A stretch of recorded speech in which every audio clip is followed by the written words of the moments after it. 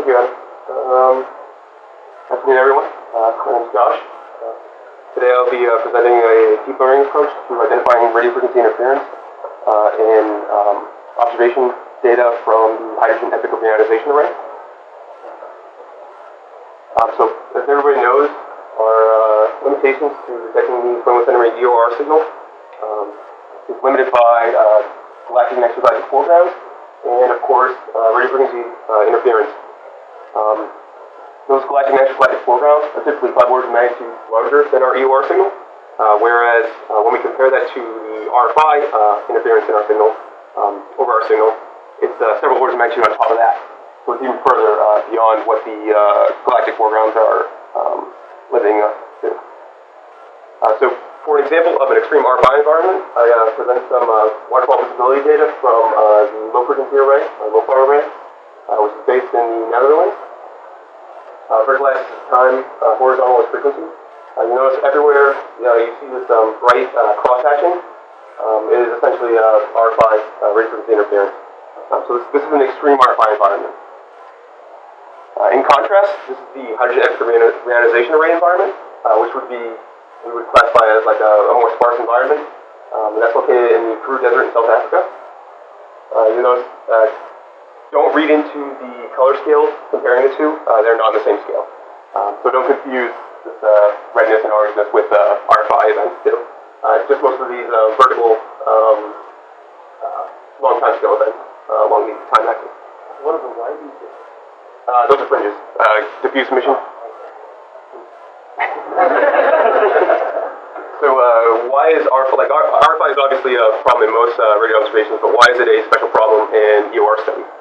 So for the Hera experiment, we do a power spectrum delay analysis, which means that we have to take a Fourier transform of frequency, where if you look at this orange spectrum right here, so this is what we call a delay spectrum. This is what I would classify as the ideal spectrum for a signal. You notice our sensitivity is down to log scales of about 0. When I introduce a single R5 event, which is the R5 spike in the green spectrum here, which is about a SNR of about 2 over our astrophysical signal, we lose a lot of sensitivity at these modes, which is where we would typically try to measure the epic ionization signal. So you'll see that leaving R5 contamination in this band prior to Fourier transforming is a big issue. Of course, then if we go and identify it, meaning we flag it or zero it, we're now missing data. You get the blue spectrum here, so that's putting flags in, and you still have a reduction in sensitivity. So anytime you're trying to remove or identify R5, you still have an issue where you're introducing a reduction in sensitivity to your delay analysis. So what that means is, not only do you want to identify R5, you don't want to introduce a lot of false positives into your results. So some R5 identification issues we can solve through deep learning is that our current algorithm, specifically the watershed R5 algorithm, applied to Hera data, is extremely slow. It doesn't scale very well. It relies heavily on a median filter, which has a very poor scaling relation due to kernels and the size of our data set. We also have our interferometers are growing to significant sizes, where the number of unique visibilities that we need to remove R5 in just becomes an incredible size that a normal classical algorithm can't handle. And then of course we also want a more robust algorithm because we always want to improve our rate of detection of R5 to reduce as much contamination as possible. So for a deep learning model, what we typically want to do is we need a empirical model for R5. We need to somehow statistically model the R5 events in our data set. We then want to superimpose those on some type of mock simulation that looks like our visibility data. We need to design a convolutional neural network to exploit the nature of our data set, train on that simulated data, and we want to cross-validate and optimize on our real data. So for some of the R5 statistical modeling, we can look at occupancy rate in channels, where if you look at this plot right here, in orange is actual occupancy rate from internal data release of Hera, and the blue is the simulated occupancy rate. Something that was determined while I was developing this the R5 model for our training data set is that we needed to overemphasize a lot of these one-off single events, which results in this occupancy floor of about 10% around here. On top of occupancy rates, we also tried to model duration, so how long those R5 events actually lasted, the bandwidth, so how many frequency channels did they occur over, and then other signal characteristics like was a signal periodic. So for the 4 classes that were modeled, I look at a narrowband. So this first column is amplitude, log amplitude, and the second column is the phase information. So I modeled a narrowband event, so long time scale events that were situated in only a few frequency channels, a narrowband burst, which is a short time scale event, a broadband burst over many frequency channels, and then the flips, which are single one-off events. For a neural net background, which I don't know how many are familiar with this. So for a very basic dense neural network, you have an X input vector here, which is typically your standardized or some type of normalized data set, which is multiplied through by a vector of weight or a matrix of weight. Those typically come together and pass through a nonlinear activation function, which has a trainable threshold, and you get an output activation map. The mathematical formalism for this is right here. So for a several layer neural network, you'd have many of these total activations and multiplications through these weight matrices. And you get that output of, say, layer J of your neural network. That's a very simple neural network example. For this type of technique, though, we need to use convolutional neural networks, which means that all of our dense layers become convolutional layers in filters. So what you're trying to do is you're trying to learn specific shapes in your feature space. We want to use convolutional neural networks, or CNNs, because they preserve spatial locality. Because we're using images, and the adjacent pixel information is important to keep. For every convolutional layer, you have some n number of trainable filters, which means that very, very large or deep networks can be very time-consuming to train, and that can be non-trivial. And then, of course, the filters, like I mentioned, are there to learn specific shapes in your image or your training data set, and hopefully it's robust enough to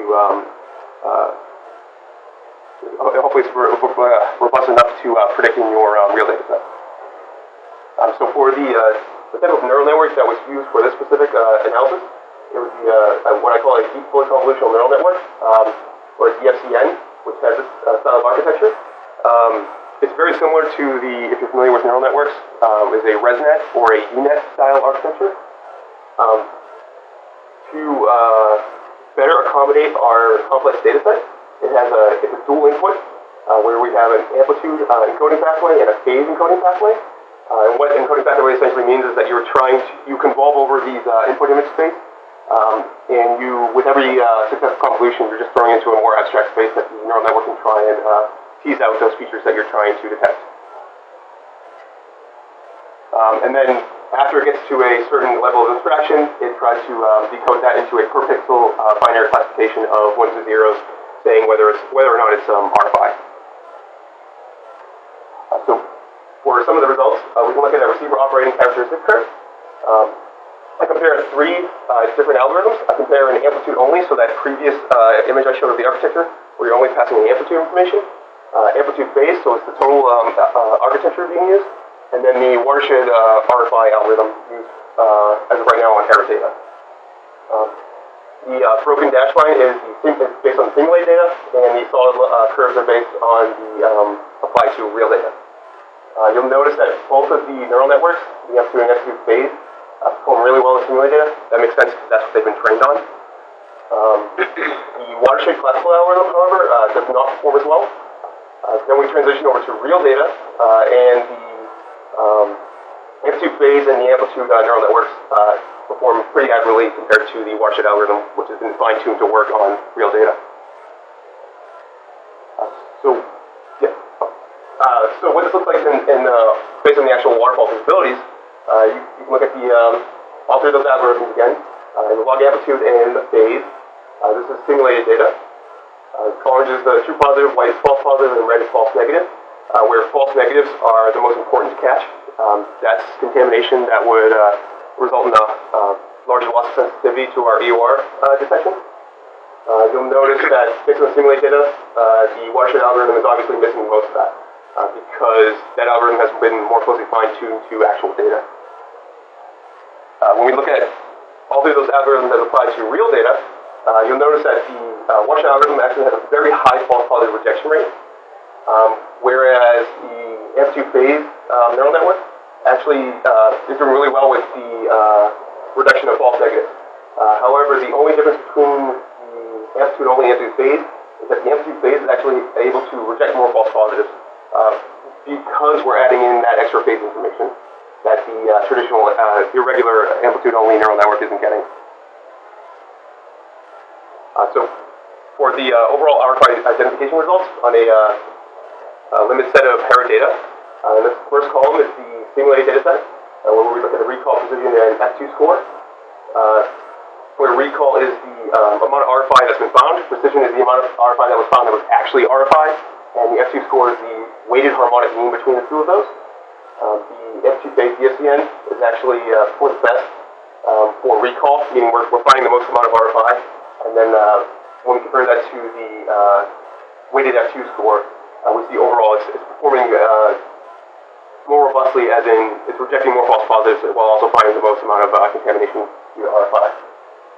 Then we look at the real data set.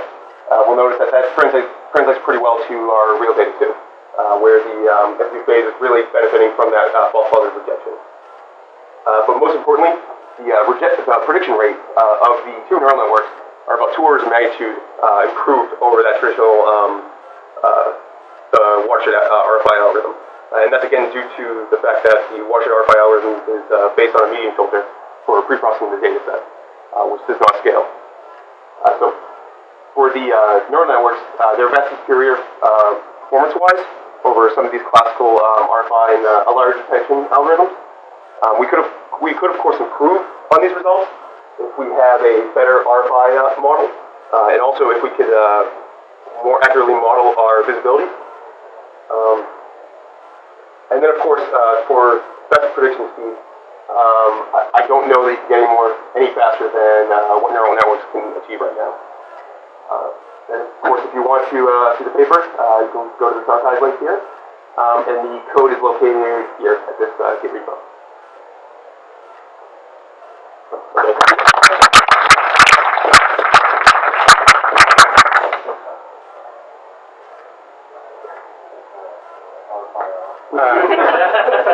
Doesn't have to be a job. We should probably talk later. Okay. What I think about RFID. But so you've done this with Teradata. Mm-hmm. Do you expect it to extend to other instruments? What will the training process be like? Obviously, the training data set will be unique. Like MWA, I have thought a little bit on MWA. I feel like so the next attempt at applying this and improving it would be to take models generated by FHD and superimposing some kind of RFI on top of that, which would be very easy to take from the FHD models from MWA. Okay. And you could just create a training data set where you have that RFI superimposed on top of that and just train on it, and it should work straight out of the box like that.